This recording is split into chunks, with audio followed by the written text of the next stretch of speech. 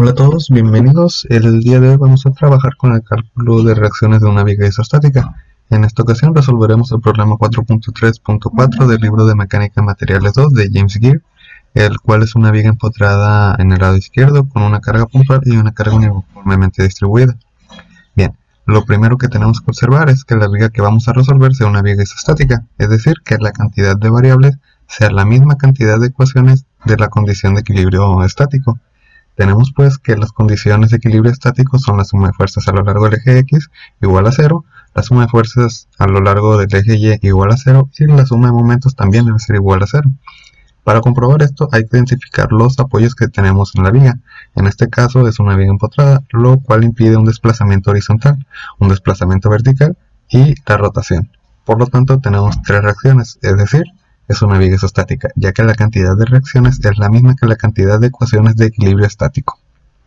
Bien, entonces ya podemos iniciar a resolver el problema. Empezamos trabajando con la representación de fuerzas que actúan en la viga y las reacciones que se generan debido a la carga.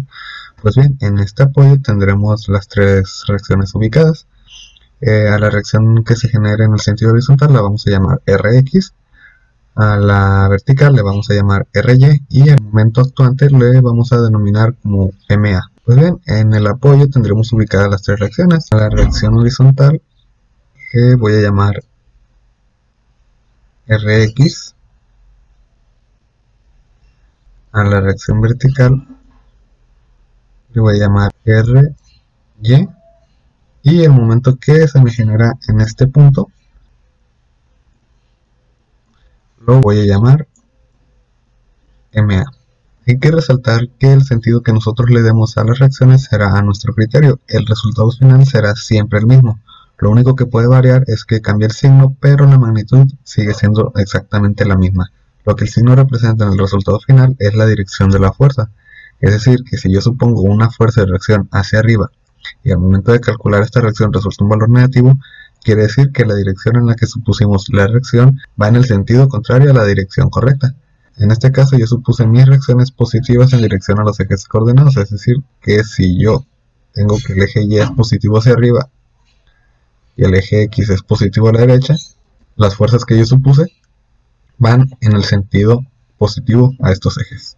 En cuanto al momento, le doy un sentido antihorario, lo cual voy a manejar como mi sentido positivo. Es decir, que si tengo un giro en el sentido de las manecillas del reloj, ese momento me resultará como un momento negativo. Bien, entonces comencemos analizando primero la parte más sencilla del cálculo, que es la suma de fuerzas a lo largo del eje X. Habíamos dicho anteriormente que para que se cumplan las condiciones de equilibrio estático, la suma de estas fuerzas debe ser igual a 0. Entonces tenemos que la suma de fuerzas en el eje X es igual a 0 y estoy considerando como sentido positivo hacia la derecha. Bien, entonces vamos viendo las fuerzas que actúan en el eje X. Primero que nada tenemos la reacción que va en el sentido positivo, por lo tanto tendremos un valor positivo. Ahora bien, no hay ninguna otra fuerza que actúe en el eje X, por lo tanto esta única reacción debe ser igual a 0. Entonces ya encontramos la primera. Ahora trabajemos con la suma de fuerzas en el eje Y, que también debe ser igual a 0 y el sentido positivo está dado hacia arriba. Entonces vamos viendo qué fuerzas actúan.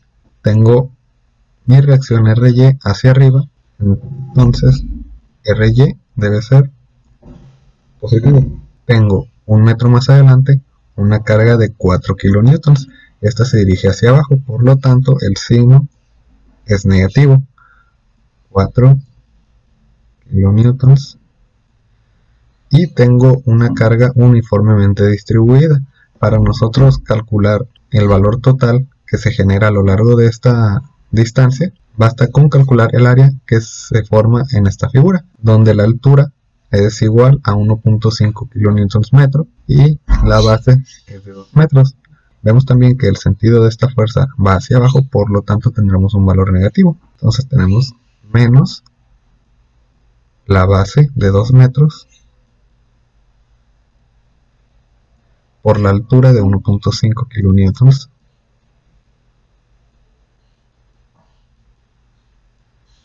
por metro.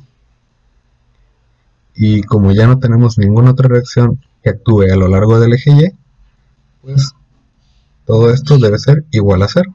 Bien, ahora lo único que nos faltaría sería despejar RY para ahora sí conocer su resultado. Bien, entonces tendremos RY es igual a 4 kilonewtons más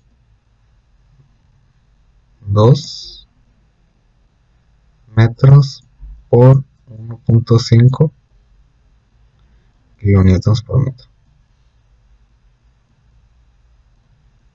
Y solo resolvemos esta parte y nos queda 4 kilonewtons más 2 metros por 1.5 kilonewtons por metro. Metro con metro se me va a eliminar y me va a quedar 2 por 1.5 kilonewtons, que sería 3 kilonewtons, más los 4 que tengo acá. Entonces tenemos 7 kilonewtons. Y por último, lo único que nos faltaría calcular sería el momento que se genera en el punto A. Entonces hacemos la suma de fuerzas en el punto A, que también debe ser igual a 0, y el sentido positivo será un giro antihorario. Bien, entonces tenemos primero que nada el momento en A, que es positivo porque lo supusimos en el sentido antihorario. Luego, la fuerza de 4 kilonewtons generará un momento. Este momento será pues la fuerza de 4 kilonewtons multiplicada por la distancia de 1 metro. El giro que me generará esta carga será un giro horario. Por lo tanto, tendremos un signo negativo de la carga de 4 kilonewtons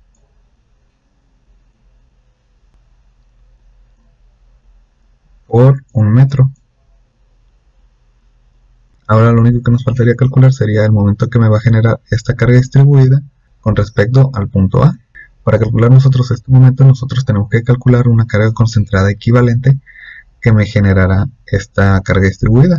Esta carga concentrada equivalente se ubicará en el centroide de esta figura, y el centroide de un rectángulo es exactamente el puro centro.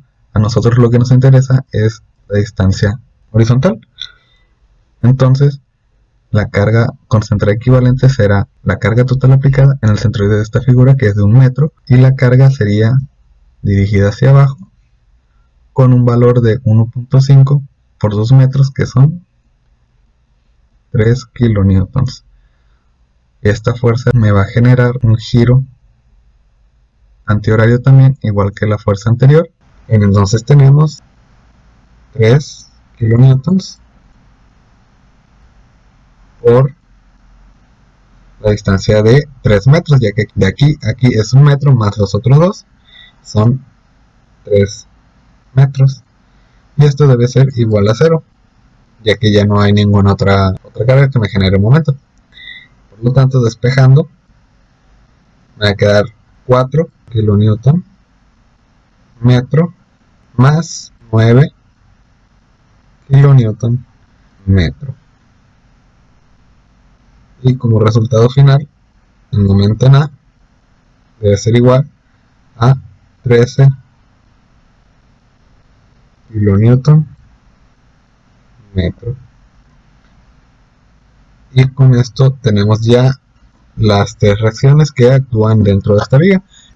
El signo positivo en los resultados obtenidos significa que nuestra suposición de dirección de las fuerzas es correcta, es decir, la reacción en Y es igual a 7 kilonewtons positivo, va hacia arriba, y el momento en A tiene un sentido antihorario, ya que inicialmente lo supusimos así y el resultado fue positivo. De haber sido negativo, por ejemplo, este resultado, nosotros tendríamos un giro hacia el sentido de las manecillas del reloj.